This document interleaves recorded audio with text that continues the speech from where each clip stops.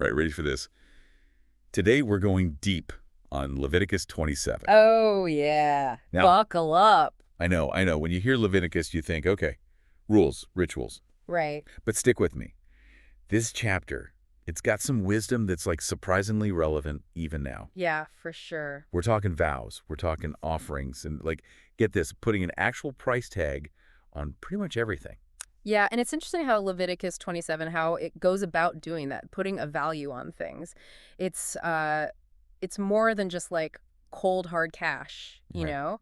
Okay, I'm listening. It's about understanding like how much weight your commitments have and how valuable things are. Both like the stuff you can touch, but also like the stuff you can't. Right. So how did they literally go about like pricing everything? Well, the chapter, it lays out this like super detailed system. It's for people, animals, land, even houses. Okay. Like, for example, let's say you've got a man, right, between 20 and 60 years old. Okay. He'd be valued at 50 silver shekels. 50 silver shekels. Got it. But was everybody valued the same? Like, I have to ask. That's where it gets interesting. So a woman, same age, she'd be valued at 30 shekels. Mm. Now, hmm we got to remember the context here, right? Yeah. And this was a patriarchal society, so women, they didn't have as much power, especially when it came to money and stuff. Right. So these values, they probably just reflect how things were back then, socially and all that. Yeah, it really makes you think, huh, how much do our values today, how much are they like shaped by what's going on in society, right? Exactly. It's like, is it all about the economics or is there more to it, you know? Such a good question. And that's what I love about Leviticus 27. It makes us think about what we think is sacred, even if we're not super religious, you Yeah, know? Like, sure. what things are so valuable to us that you just can't put a price tag on them? Oh, that's good. That's making me think. But before we go too deep there, let's get back to Leviticus. So what else is going on with this valuation system? Okay, so it's not just about putting prices on things, right? Yeah. It's Okay. also about this whole idea of redemption.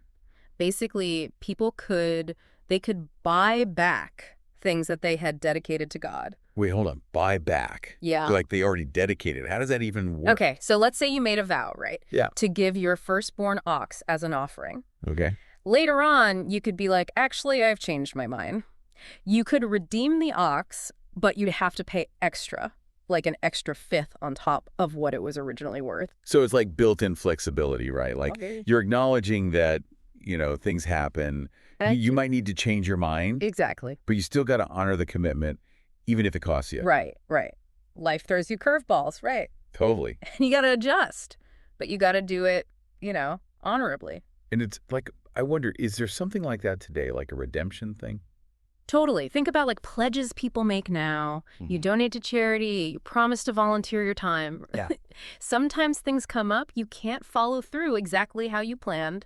And it's okay to adjust, but just do it with integrity, be willing to, make up for it. If you got to change things up. That's a really good point. Yeah. It's not about like just stubbornly sticking to every promise no matter what. Right. It's about finding that balance, being dedicated, but also flexible. Right. And being honest. Yeah, being honest, Yeah. integrity. And all that comes back to Leviticus 27, even though it's like super old.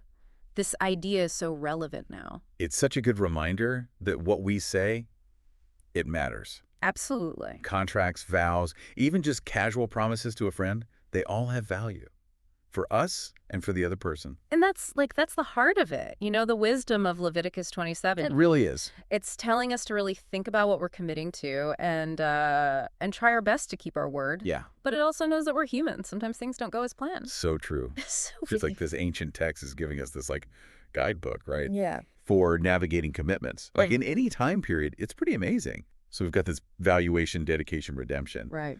But there's more to it, right? There's something else in Leviticus 27 that I find really interesting. Yeah. Really interesting. Right, so there's this idea in Leviticus, about some things being like set apart, dedicated, most holy unto the Lord, they called it. Okay. These offerings could be animals, objects, whatever. They're like completely, totally given to God, no takebacks. So even with that extra fifth, like some things you just couldn't buy back. Exactly. Couldn't be redeemed. It's a different level, right? Right. Beyond the stuff you could change your mind on. It's like saying, this is so important, it's beyond like any earthly deal. Makes you think, are there things in my life I see that way? Like sacred. That's a big question, isn't it? What are those core things for you? The values, beliefs the people even, where there's just no compromise. Wow. Yeah. Getting deep here. It's like Leviticus is making us look at not just what we do, but like who we are, the core. But uh, before we go too far down that rabbit hole, there's this other thing in the chapter about land. Oh, right. We But talked people, animals, but land too. What's the deal with dedicating land? that's a good point. It adds another layer, right, to this whole consecration thing. Back then, land was everything. It's how you lived, how you ate. Yeah. So giving it to God, that was a big, big deal. It shows how connected they were to the land and how they knew even their stuff. Ultimately, it came from somewhere higher. Like they're saying, hey, our success, even just surviving, it all depends on how we relate to the divine. Makes you think how we see land and resources now. Do we have that same respect? Yeah, that's something to think about for sure, how Leviticus deals with land. It can maybe inspire us to look at our own relationship with the environment. Are we taking care of things? Do we get that we're all connected, got to look after the planet? Never thought of Leviticus 27 like that before. It's kind of wild how this ancient text can make you think about stuff that's so relevant today. That's the power of these ideas, right? They stick around. And I Yeah. think that's one of the big things we're seeing today. Totally. Leviticus 27, yeah, it comes from a specific time, but it's about these things that are always part of being human, Yeah. making promises, keeping our word, trying to figure out how much we're willing to give. Exactly. And it's telling us to do all that on purpose, honestly, and being willing to change if we need to. It's a reminder that what we choose, even the little things, they have an impact. How we dedicate ourselves, what matters to us, how we keep our promises. All of it shapes who we are in the world around us. Couldn't have said it better myself. So, wrapping up this deep dive into Leviticus 27, I want to bring it back to our listener. Why should they care about this old text, in their life today? That's the question, right? Yeah.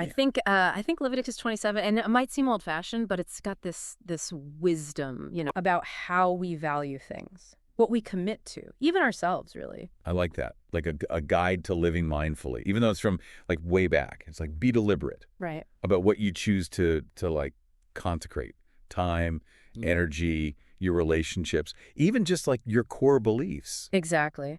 And it reminds us that those things, those commitments, they have real weight, even if we can't put a dollar amount on them. Right. It's seeing, like, how important our words are, our actions, trying to live, So it's honest. not about the rituals themselves. It's more about that balance, Mhm. dedication, but also knowing when to be flexible, right, in Yeah, our lives today. exactly. And that's big. One of the most powerful things we get from Leviticus 27. It's saying, hey, sometimes keeping your promise means changing things up, Mm. but it's always about doing it with integrity, knowing why you're doing it. Like Leviticus is like this blueprint Yeah. for how to handle like complicated stuff in life, Yeah. reminding us that every choice we make, big or small, it ripples out. Absolutely. What we make sacred, what matters most to us, how we keep our promises, it all shapes who we are and the world too. So to wrap this up, I want to leave everyone listening with a thought, inspired by Leviticus. Okay. If you could dedicate something, anything, to a cause you really believe in, what would it be? And what value would you put on it? Something to think about, even if it's not about silver shekels or whatever. Definitely something to think about. And as you do, remember what we've learned here from Leviticus. Honor those commitments. Dedicate yourself to what matters. Mhm. And be ready to adapt when things change. This has been awesome. Thanks for joining us for this deep dive into Leviticus 27. It's been eye-opening, to say the least. And hopefully you've got some new ways of looking at this chapter, one that maybe doesn't get enough attention, and how it connects to your life right now.